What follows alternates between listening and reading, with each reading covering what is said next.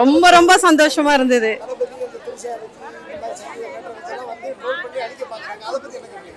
அது யாராலையும் ஒரு பிம்பத்தை அழிக்கிறது சீக்கிரம் முடியாதுப்பா. ஏன்னா அவர் நல்ல பேர் இது வரைக்கும் எடுத்திருக்காரு. அவருக்கு கேரக்டர் பத்தி எல்லாருக்கும் தெரிஞ்சதுனால தான் பெண்கள் சப்போர்ட் பண்றோம். அதனால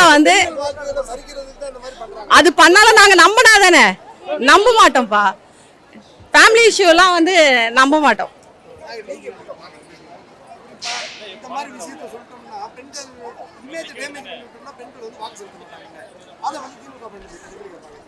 நாங்கள் விஜய் சாரை நம்புகிறோம்.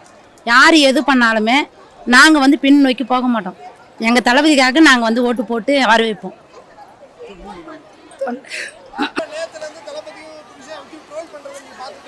அதெல்லாம்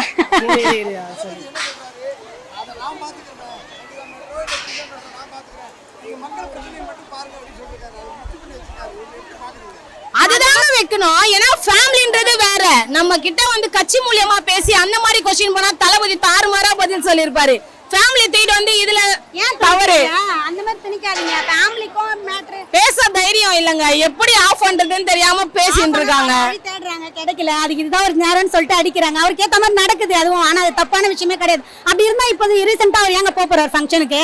அவர் தப்பு இல்லைன்னு காட்டுறதுக்காக தான் அந்த ஒரு விஷயமே நடந்திருக்கு. அதையும் தப்பா பேசினா அதுக்கு நம்ம ஒன்றும் பண்ண முடியாது. தப்பான நினைச்சா தப்பு தான். தளபதியை டவுன் பண்ணலான்னு பாக்குறாங்க. ஆனா தளபதி இப்படி இருக்காருங்க. அவங்கதான் இப்படியாக போறாங்க. சும்மா பசங்க கிட்ட பேசினாலே ஒரு வழி சொல்லி விட்டுறாங்க. இவங்கள சொல்ல மாட்டாங்களா? இதெல்லாம் சகஜங்க. இதெல்லாம் தட்டி விட்டு போயிட்டே இருக்கணும். அதெல்லாம் இல்லங்க. யாரும் அதை பத்தி ஃபீல் பண்ணாதீங்க, நான் பாத்துக்கிறேன். நீங்க எல்லாம் சந்தோஷமா இருங்க. எனக்கும் தான் ஹர்ட் ஆகுது, நான் பாத்துக்கிறேன். நீங்க யாரும் ஃபீல் பண்ணாதீங்க. அண்ணன் சொல்லிட்டாரு. அதுதான் நீங்க ஹர்ட் ஆகுறீங்க. நானுமே அதெல்லாம் பார்த்து ஹர்ட் ஆகுறேன்.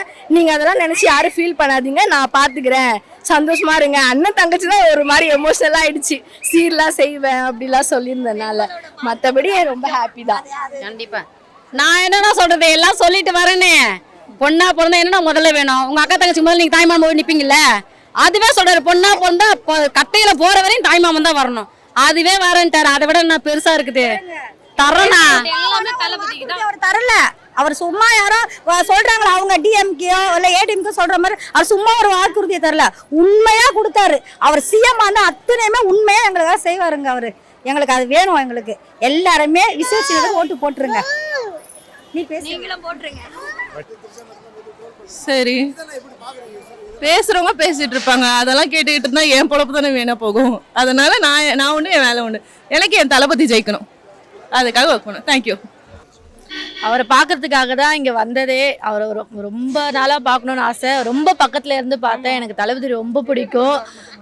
அவருக்காக என்ன வேணாலும் பண்ணுவேன். அவர் தான் என் உயிர். எல்லாத்த விட எனக்கு என் ஃபேமிலி யாரை விடும், எல்லாரை விடையும் என் தளபதி தான் பிடிக்கும். நான் பச்சை குத்தி இருக்கேன் அவர் பேர்.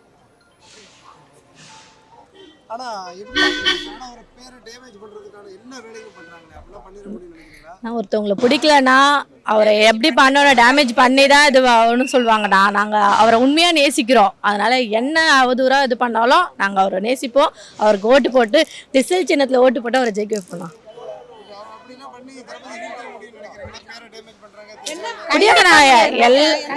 எல்லாரும் அப்படிதான் பேசுவாங்க. ஆனா வீழ்த்தெல்லாம் முடியாதுண்ணா. அவருக்கான மதிப்பு எங்க கிட்ட பலமா இருக்கு. நாங்க ஓட்டு போடுவோம், ஜெயிக்க வைப்போம். கண்டிப்பா மகளிருக்கு மரியாதை கொடுக்கறது தளபதி தான். அது எங்களுக்கு நல்லாவே தெரியும். அதனால அவரை எவ்வளவு வீழ்த்தணும்ட்டு எவ்வளவு வேலை செஞ்சாலும் அது நடக்காது. ஏன்னா அததான் நான் எல்லா வீடியோல அதான் சொல்லிட்டு வரேன். அகத்தின் அழகு முகத்தில் தெரியும், தளபதி முகத்தில் தெரியும். எங்களுக்கு எல்லாம் நல்லது பண்றதுக்கு தான் அவர் வந்திருக்காரு.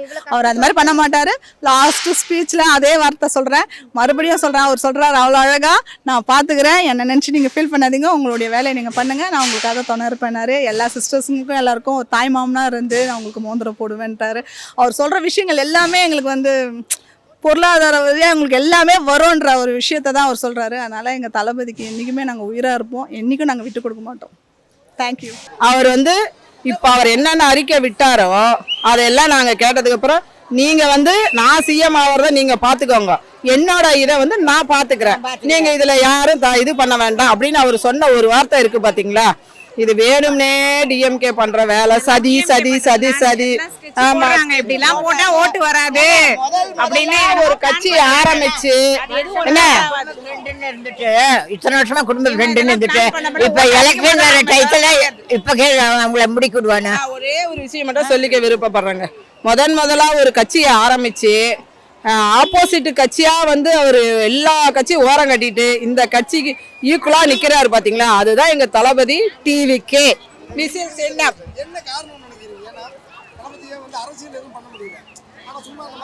இப்படி எல்லாம் பண்ணிட்டா நீங்க ஓட்டு போட மாட்டீங்கல்ல, லேடிஸ் எல்லாம் ஓட்டு போட மாட்டாங்கன்னு நினைச்சிட்டு இருக்காங்க. என்ன பிளான் பண்றாங்க, அது எதுவுமே ஒர்க் அவுட் ஆகும். கொடுத்திருக்காரு குழந்தைகளுக்கு ஓட்டு அதிகமா தான் வரும். 15,000 ஸ்கூலுக்கு பசங்களுக்கு கட்டணும், ஜென்ஸுக்கும் கொடுத்திருக்காரு. ஆமா, தலைவர் கொடுக்கற மாதிரி யாராலையும் வாக்குறுதி கொடுக்க முடியாது. ஜென்ஸ் வருது தானே, 6 சிலிண்டர் கொடுக்கறோம்னா அவர் வீட்டுக்கு நாங்க செலவழிக்கிறது தானே அது வர போறது. அதனால அதெல்லாம் தாய் மாமனா அண்ணனா அதான் சான்ஸே இல்ல. அவர் எங்க வீட்டு பிள்ளைங்க, அவ்வளவுதான். செம்ம டேலண்ட் சொன்னார் பத்தியா, நாங்க ஏன் அதை யோசிக்கணும்? தளபதி உங்க வேலையை நீங்க பாருங்க, என்னோட இதை நான் பாத்துக்கிறேன்ட்டாரு. செம்ம ஹாப்பி.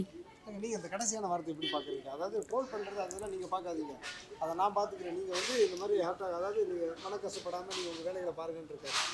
கண்டிப்பாக நாங்கள் தளபதிக்காக வேலை செய்யணும்னு நாங்கள் நினைக்கிறோம். இன்னொன்று வந்து பார்த்திங்கன்னா, அண்ணன் சொன்னது தாய்மாமன் சொன்னாங்க. கூட பிறந்த அண்ணனே சொல்ல மாட்டாங்க. இந்த காலத்தில் வந்து ஒதுங்கி போகிறவங்க தான் நிறைய பேர் இருக்கிறாங்க. இப்போ விற்கிற விலைவாசியில் அண்ணன் வந்து தாய்மாமன் சீர்லேருந்து எல்லாம் நான் செய்கிறேன்னு சொல்லும்போது எங்களுக்கு ரொம்ப சந்தோஷம். ஒரு பொண்ணு வச்சுக்கிறவங்க இன்றைக்கி ரொம்ப சந்தோஷமாக இருக்கிறதுனா பெண்களுக்கு பாதுகாப்பு எல்லாமே இதை பற்றி யோசிக்கிறோம். அவ்வளோதான். பெண்களோட பாதுகாப்பு தான் நம்மளோட முதல் வேலையே அப்படின்றாரு. கண்டிப்பாக. ஏன்னா பெண்களுக்கு இப்போ எவ்வளோ வன்கொடுமை நடந்துட்டு இருக்குதுன்னு எல்லாருக்குமே பார்த்துட்டு தான் இருக்கும். எல்லா பிரச்சனையும் ஒரு நாள் நியூஸ் பார்த்தாலோ ஃபேஸ்புக் பார்த்தாலும் பயமாக இருக்குது. பார்க்கும்போது ஒரு பொம்பளை பிள்ளைக்கு வச்சுருக்க ஒவ்வொருத்தரும் பயந்து ஒரு நாள் நைட் காலையில் போயிட்டு நைட்டு வரத்துக்குள்ளே பயந்து தான் போக வேண்டியதாக இருக்குது. இப்போ எங்களுக்கு அண்ணன் வந்துட்டாருன்னா ஒரு தைரியம். இப்போ நாங்கள் எப்படி வெளியில் வந்து நிற்கிறோம், அதுமாரி அண்ணனும் எங்கள் பசங்களும் வருவாங்க. இப்போ அடுத்தது நான் என்ன சொல்லுவேன்னா, இப்போ இருக்க ஆட்சியில் வந்து மாதத்துக்கு 2,000 ரூபாய் சொல்லியிருக்காங்க இல்லையா, எங்கள் தளபதி வந்து 2,500 ரூபாய் தானே சொல்லியிருக்காரு. ஸோ எல்லா மக்களோட அதுக்கு பணத்துக்காக நாங்கள் ஓட்டு போட மாட்டோம். எங்கள் தளபதி என்ன சொல்ல, மக்களுக்காக மகளிர்களுக்காக எங்கள் அண்ணனா ஒவ்வொரு தங்கச்சிங்களுக்கும் அக்காங்களுக்கும் அவர் செய்ய போகிறார். ஸோ நாங்கள் இதை வந்து வெல்கம் பண்ணுறோம். எங்கள் தளபதி தான் வருவார். இத்தனை பேர் மகளிர் அணி ஓட்டம் அவருக்கு மட்டும் தான் விழும். இது இல்லாமல் தாய்மாமா சீர்லேருந்து இது மாதிரி எந்த ஒரு ஆட்சியிலும் இந்த மாதிரி ஒரு புதுசான ஒரு விஷயமா இருக்குது. தாய்மாமன்றது உண்மையுமே அந்த அக்கா சொன்ன மாதிரி இருக்கிற ஒரு தாய்மாமாவே செய்யறது கஷ்டம். அப்படின்னும் போது எங்களுக்கு எல்லாருக்குமே ஒரே தாய்மாமனா இருந்து இன்னைக்கு எங்களுக்கு செய்ய போகிறோம். நாங்கள் ரொம்ப பெருமைப்படுறோம். இப்படி ஒரு தலைவரை நாங்கள் வந்து ரொம்ப நேசிக்கிறோம். நாங்கள் உயிர் உள்ள வரைக்கும் அவருக்கு நாங்கள் உண்மையாக இருப்போம். நிச்சயமாக 2026 நாங்கள் ஒரு ஜெயிக்க வைப்போம். ஒரு விசில் அடிச்சிருக்கா ஒருத்தரோட பர்சனல் லைஃப் வச்சு அவரோட இதையே அடிக்க பார்க்குறாங்க. அந்த மாதிரி வாய்ப்பு இல்லைண்ணா. அப்படி பார்த்தா ஒவ்வொருத்தரோட பர்சனல் லைஃப்குள்ளேயும் நம்மளாம் போக முடியாதுல்ல. அதனால வந்து அவரோட பர்சனல் லைஃப்குள்ளே நம்ம போகிறதுக்கு நம்மளுக்கு எந்த விதமான தகுதியும் கிடையாது. நமக்கு என்ன, நமக்கு ஆட்சிக்கு வந்து அவர் நமக்கு என்ன நல்லது செய்ய போகிறாரு, நம்மளுக்கு பெண்களுக்கு என்ன பாதுகாப்பு, இந்த மொத்தம் மக்களுக்கும் தமிழ்நாட்டு மக்களுக்கும் என்ன செய்ய போகிறாரு, அதில் தான் நம்ம வந்து உறுதியாக இருக்கணுமே தவிர அவரோட பர்சனல் விஷயம் தான் நமக்கு வேணாம்.